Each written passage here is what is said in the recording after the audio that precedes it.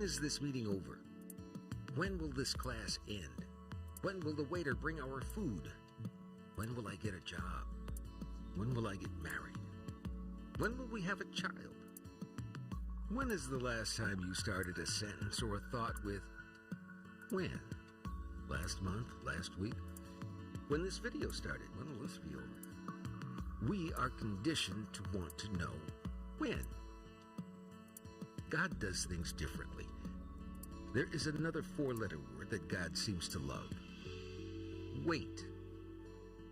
It's something we all have to do. But something special happens when we allow God into our wait. In the morning, I lay my requests before you and wait expectantly. Be strong and take heart and wait for the Lord. My whole being waits, and in His word I put my hope. So after waiting patiently, Abraham received what was promised. When we wait with God, He begins to work in us. God just might be waiting for you to wait.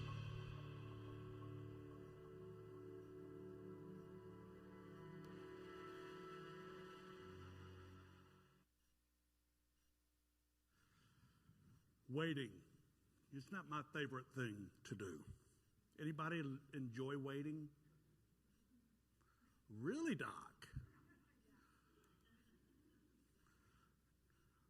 Leave it to a doctor, a dentist nonetheless, to say that they enjoy waiting. That's why they make us wait for them so much. All right, so as we get into this message today, I want you to just recognize that there is some rhyme and reason to some of my madness. There is a connection between a vacuum cleaner, a light bulb, Paul, and you and me. And so we're going to jump into this message today where we're looking at waiting and what God would have us do about it. So vacuum cleaner. Anybody ever heard of the guy named James Dyson? A couple of you, many of you, or at least some of you may have a Dyson vacuum cleaner. He's the one that invented that. We have one in my house. My wife absolutely loves it. It does a great job. It's expensive as all get out, but I want you to understand why. Well, did you know that James Dyson tried and tried and tried again and came up with 5,127 prototypes before he actually found a vacuum that worked? Now, think about that. That's over 15 years that he worked and worked and worked. That's why they're so blasted expensive, because you got to pay for all of these prototypes that didn't work. Now, here's the crude reality. That means that there was 5,126 of his prototypes that didn't suck.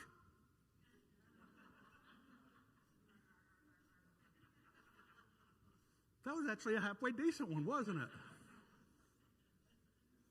Light bulb. Now, I grew up believing, who invented the light bulb? Thomas Edison, right? And he had over 10,000 trial and errors. And I learned as in preparation for this sermon that, one, he didn't invent the light bulb, and he didn't have 10,000 prototypes. Thomas Edison had 2,774 prototypes of a better filament for the light bulb that was invented by a European. He figured out to use bamboo as the filament, the little thing that goes inside and actually is what lightens up the room with the light bulb. And so he did it, and it took him years to find the right combination and configuration for the light bulb filament using bamboo 2,774 times. That's a lot. Years in the making. Discipleship takes time as well. We're going to look at one of the giants of the faith. His name is Paul, is how we know him. He was born Saul in Tarsus. But I want to give you a little bit of a history and information that will be important for us to understand what God would have us know and learn through Paul's life example. First of all, he was born in the year 5. Not 500, not 5,000, 5. Born in 5, and then at around 15, the year 15, when he was 10, he entered into rabbinic school to be taught and trained in the Mosaic or the law of Moses. So he was 10 years old when he was sent off to rabbinic school to learn about the law. And he, in that school, would have to learn and memorize not the first book, not the first chapter, but the first book, second book, third book, fourth book, and fifth book of our Bible, also known as the Pentateuch. He would be required not to just know it, but to memorize it and be able to recite it accurately.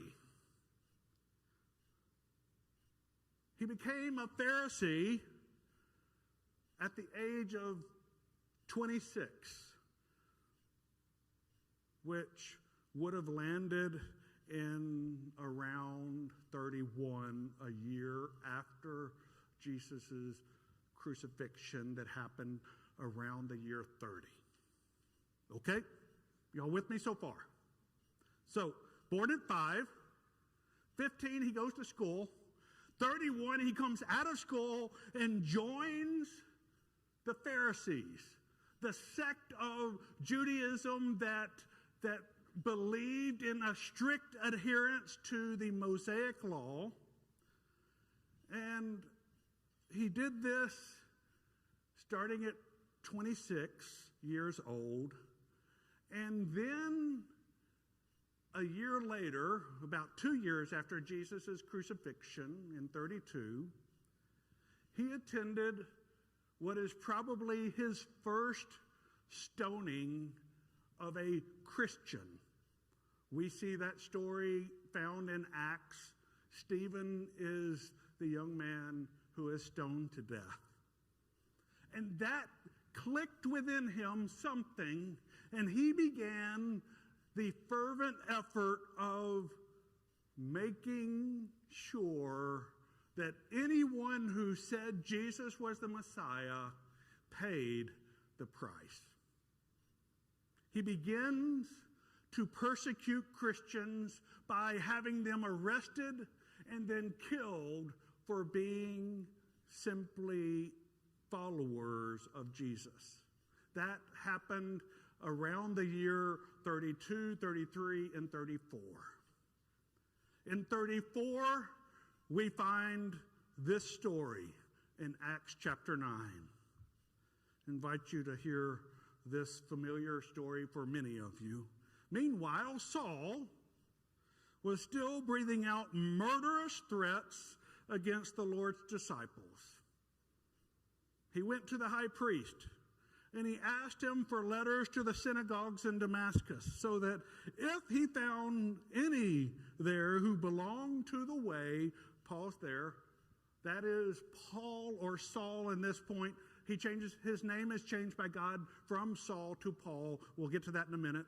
But Saul is looking for anyone who are adherents to the way, alluding to what Jesus said on multiple occasions. We have one recorded example in the Synoptic Gospels that means it's repeated in Matthew, Mark, and Luke. But he says, I am the way, the truth, and the life. And so Christians, the followers of Jesus, who were still Jews, but they had adhered to and believed that Jesus was and is the Messiah, he called them those who belong to the way. So, he wants a letter.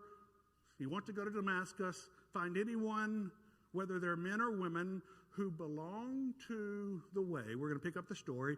Whether men or women, he might take them as prisoners to Jerusalem. And as he neared Damascus on his journey, suddenly a light from heaven flashed around him. He fell to the ground and he heard a voice say, "Saul, Saul, why do you persecute me?" And Saul asked, "Who are you, Lord?" And Jesus replied, "It is me, Jesus, whom you are persecuting." And Jesus says, "Now get up and go into the city, and you will be told what you must do." So here we have this story. Now, he's breathing murderous threats, arresting and taking Jerusalem, not for a retreat, not for anything but to be killed for being followers of Jesus. And so we have him on his way to Damascus. Light shines. He's blinded. He's sent to Damascus. Ananias is a follower of Jesus, is told by God, by Jesus Christ, to go to Damascus, go to this specific house, because Saul is going to be there waiting for him. And Ananias says, "Do what?" "Lord, you know that Saul is killing us. He's got letters to find anyone, and you want me to go see him and say hello?" And God says, "Don't worry, Ananias. I've got great plans for him. You'll be okay." So, this is one of the most familiar and famous conversion stories of the Christian faith. Saul is out for blood. Not just figurative blood, but literal blood. And as he goes and he is on his journey, he is blinded and told, "Stop doing what you're doing." Now, I want you to sit with me for a moment, because here's the connection that I want you to make. Remember, Saul was born in 5, began his training in rabbinic school in the year 15 when he was 10 years old. He comes out of rabbinic school in 31, so he spent 16 years being trained to do what he began to do in 31 when he was about 26 years old. Now, I want to pause here for a second, because I want you to understand also that life expectancy for Jewish people in the Middle East in this period is roughly 50 to 60 years. Okay? That's going to be important in just a moment. So here he is at the age of 26, released from rabbinic school. He joins the Pharisees and he begins to ascribe to this school of thought that we must have a strict adherence to the law, and anyone who tries to undermine or diminish the law needs to be dealt with severely. And then, I want you to see this. In 32, he attends Stephen's stoning, 2 years after the crucifixion of Jesus. He begins to persecute the church. He begins to kill followers of Jesus. He begins to do this work when he's roughly 27, 28 years old. And then a couple of years later, in 34, Acts 9 happens. Now, why am I going through this history lesson for you?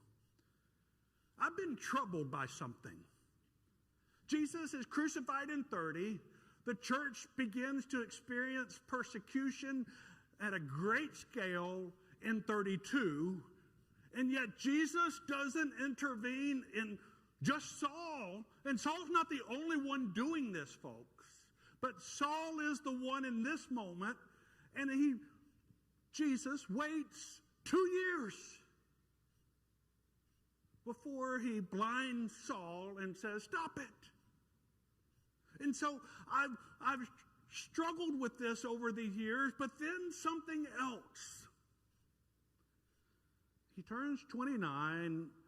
He's on his way to Damascus. He's blinded by Jesus, he's called to be what God says to Ananias is, he is going to be my messenger to the Gentiles. Now, vocabulary lesson, Gentile is non-Jew. So anyone that's not a Jew is a Gentile. Probably don't have any Jews in the room, so we're all Gentiles.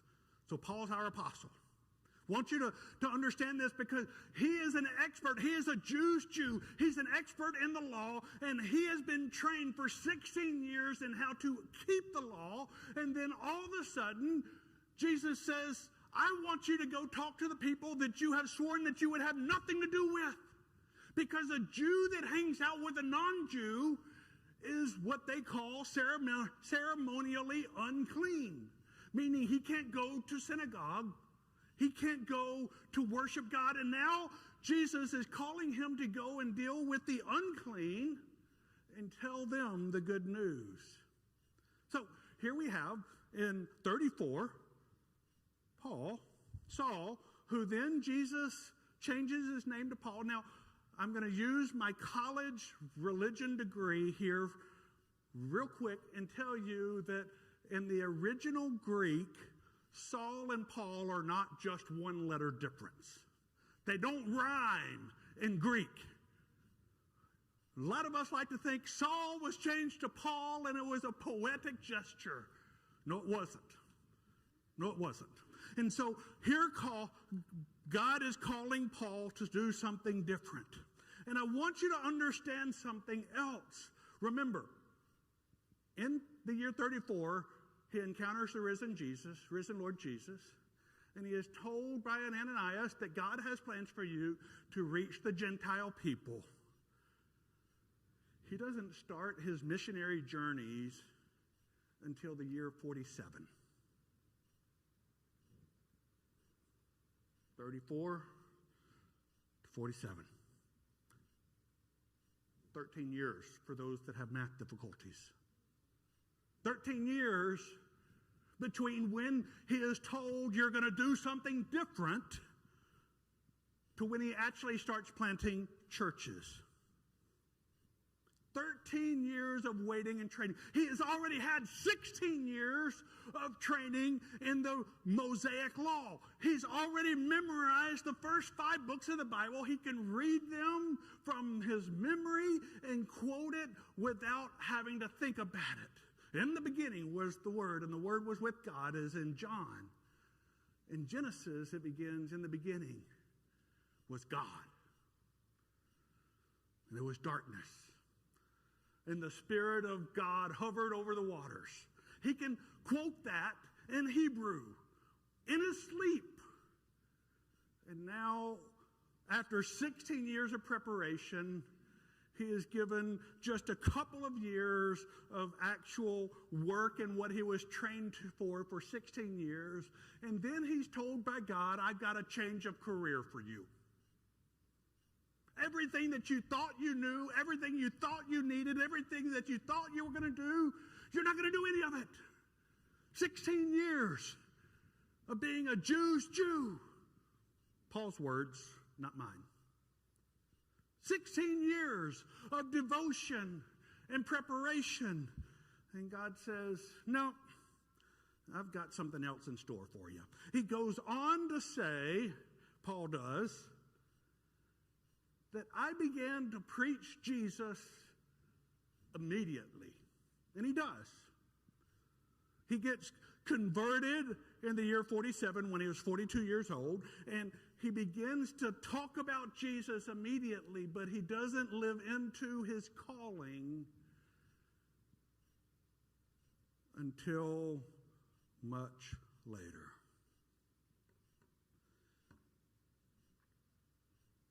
"13 years. Now, I'll be honest with you. 16 years of training to be a Pharisee, 13 years of planning and preparing to plant churches to the Gentiles. Okay, with your math, 16 plus 13 is 29. At best, life expectancy was around 60. So he spent half of his natural life expectancy training. And I want you to recognize this one little bit. At 42, he began to actually do the work. At the age of 42, he began to do the work. If you were to take your Bible and tear out all of the pages that Paul wrote, what's left you could read in an afternoon. He wrote more than 2/3 of the New Testament. He planted almost all of the churches of the New Testament, with the exception of the church in Jerusalem and the Jewish adherents. Paul almost exclusively planted every other church in the remaining years of his life. Now, we don't have an exact date of his death, just like we don't have an exact date of his birth. It was around 5 when he was born, and so we have estimations, but he was reported to have died as young as 54 and as old as 62. And yet he began to do his life work of planting churches at 47. So, best case scenario, he had 15 years of doing the work that he was called by God to do. Worst case scenario, it was somewhere in the neighborhood of 7.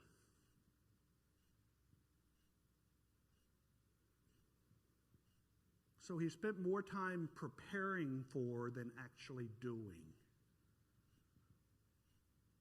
Let that sink in for a moment. Let that sink in. Because far too often, we want what we want yesterday. Right? We want what we want yesterday. We don't want it tomorrow or next week or next year. We want it now. Do you think those 13 years of training and preparation was wasted? From his Damascus experience until he began the missionary journeys, I want you to understand what happened. First off, according to Galatians 1, which was written by Paul himself, he recounts the story of his conversion, and he says, I immediately went from Damascus to Arabia. Now, here's the thing. I don't think any of you have been to Arabia before. And if you have, you would report it's not much to write about. It's a desert. There's nothing. It's not a resort. It's not a place that you put on your bucket list of places that you want to go unless you are a follower of Jesus and you want to see what Paul was doing for the first few years of his Christian life. So he goes to Arabia for a couple of years, and then after that, he reports in Galatians 1 that he goes back to Damascus where he was converted to the following Jesus. He was there for a couple of years. They plotted to kill him, and so he escapes, interestingly enough, by being lowered outside a window. He goes to Jerusalem, where the apostles of the Christian movement refused to meet him because they couldn't trust him. Now, he had converted to Christianity already about 4 years prior.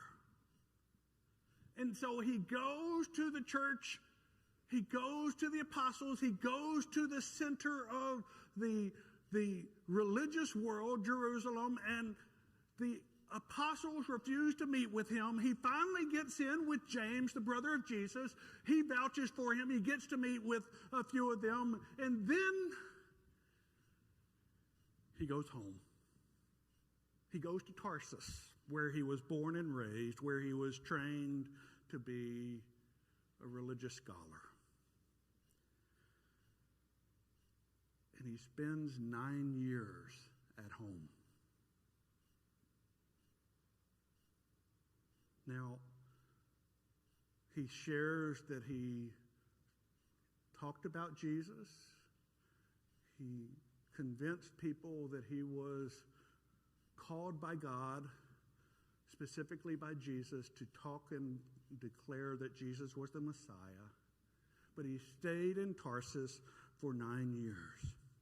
You see, that's what was going on in Paul's life for these 13 years, 4 of which he spent wandering in Arabia and Damascus and Jerusalem, but then he spends the bulk of it at home. And then after 9 years, in the year 47, finally another Christian gives him the time of day and says, let's go try something. Barnabas calls. Barnabas shows up in Tarsus, and they decide to go to Antioch. You may be like, Antioch, that sounds familiar. Yes, that's one of the first places that Paul planted a church. In the year 47, he began planting churches. This was his first foray into teaching Jesus on the road. This is the first time that he begins to talk to non-Jews about Jesus and begins to live his life as a planter of churches in the movement of God. Now, I remind you that it's 34 that he is converted, and it's 47, 13 years later, that he begins to do what he's called to do 13 years prior. And I want to confess something to you. I don't like waiting. And 13 years is a long time. 13 years is a long time. And in 47, he begins this work, and right around 60 is when he dies. 13 years of preparation for 13 years of service.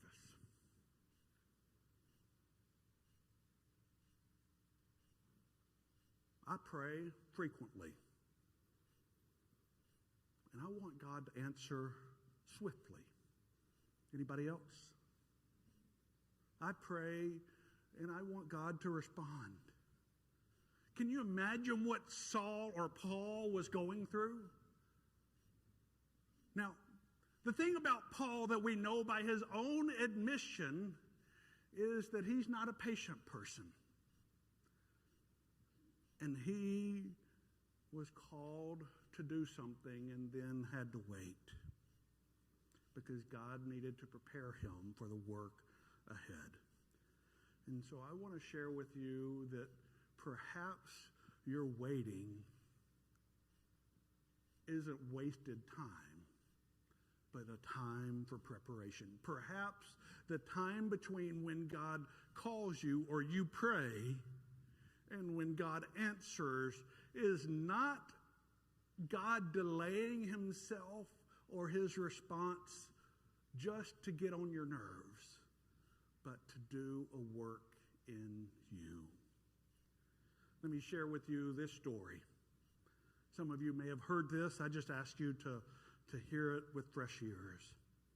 Once upon a time, there was a man who was sleeping at night in his cabin, when suddenly the room filled with a light, and the Savior, Jesus, appeared. And the Lord told the man he had work for him to do, and showed him a large rock out front of his cabin.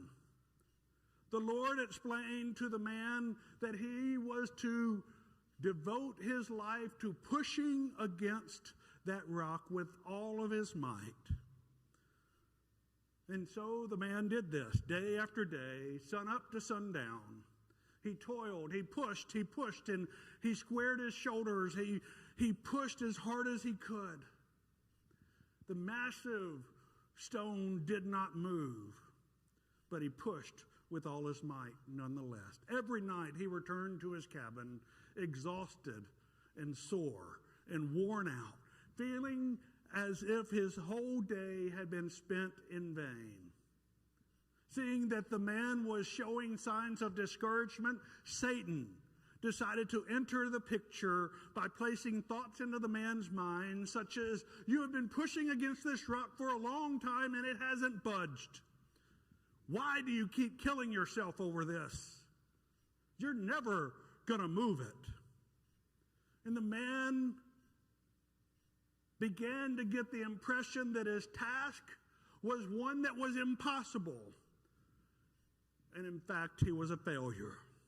And these thoughts discouraged and disheartened the man even more. Why bust my back? Why kill myself over this day after day?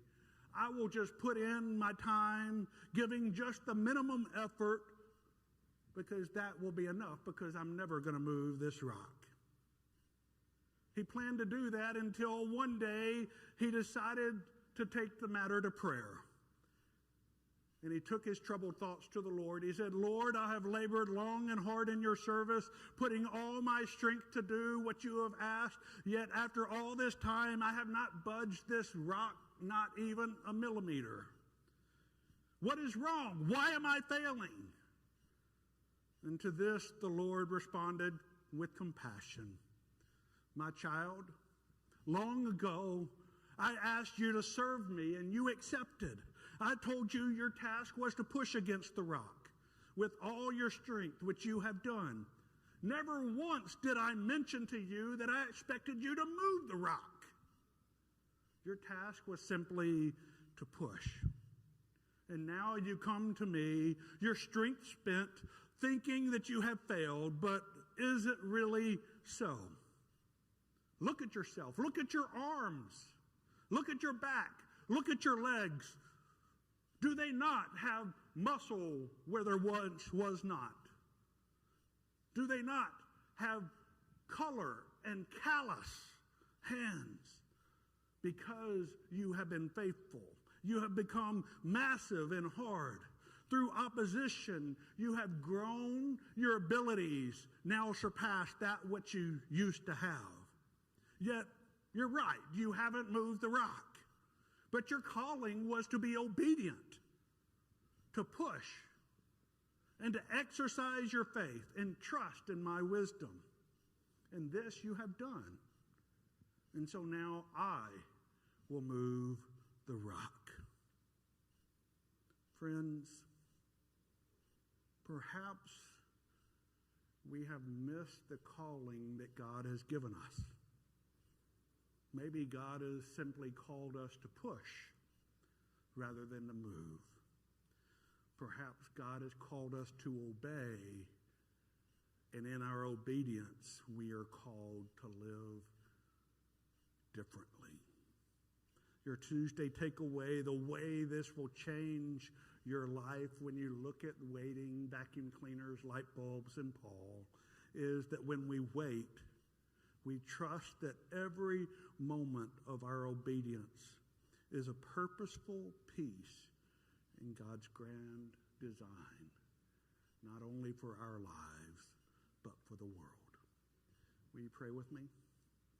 Gracious and loving God, I acknowledge that I get discouraged. I lose sight that you have called me to do and be someone, and I want to make it into something else. So, Father, I pray that you will help